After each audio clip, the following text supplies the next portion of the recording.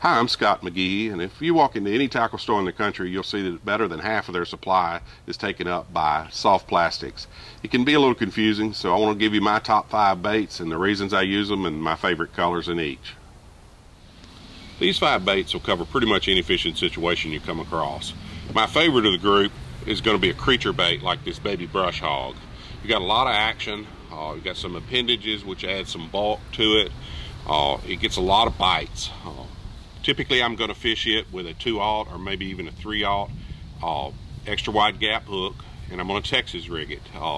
3/16 or a 1/4 ounce weight, sometimes even an 1/8 if I want a really slow fall.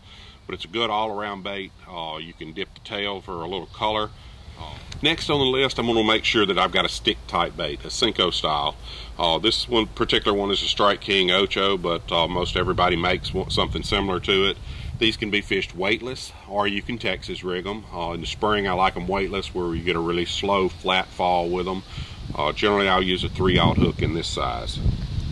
Now if the fish are in the mood for something smaller or more finesse presentation, then I'm going to throw a finesse worm of some style. Zoom makes this finesse worm in a 4 3/4. They make it in a trick worm, which is a 6-inch version of the same worm. They're great for drop shot, shaky head, Texas rig, even a Carolina rig from time to time. If the bass are really shallow and they want a floating presentation, the 6-inch version does a good job. Next, if I get somewhere that's got a lot of crawdads in it, I'm going to want to throw a crawdad imitator like this Zoom Speed Craw.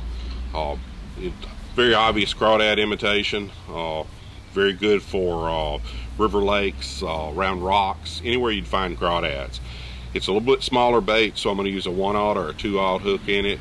Again, a Texas rig it with an 1/8 ounce to a 1/4 ounce weight, somewhere in that range. Now when the bass want a little bit faster presentation, I'm going to go with something like this soft plastic swim bait. Here I've got a Reaction Skinny Dipper, Cream makes the Real Screamer, and then Zoom makes a Swimming Fluke. They're all very similar in design, got very good action to them, and what I really like is you can take one of your worm rods, just take any of the other soft plastics off, fish this on the same Texas rig with a pegged weight, and that way you don't have to have a swim jig head for it. So there you have it. That's my 5 favorite styles of soft plastics. In the first 3, I'm going to stick pretty much in clearer water to the green family. Throw something like a watermelon seed, green pumpkin, watermelon red, or watermelon candy. I especially like the watermelon candy when the bass are feeding on brim.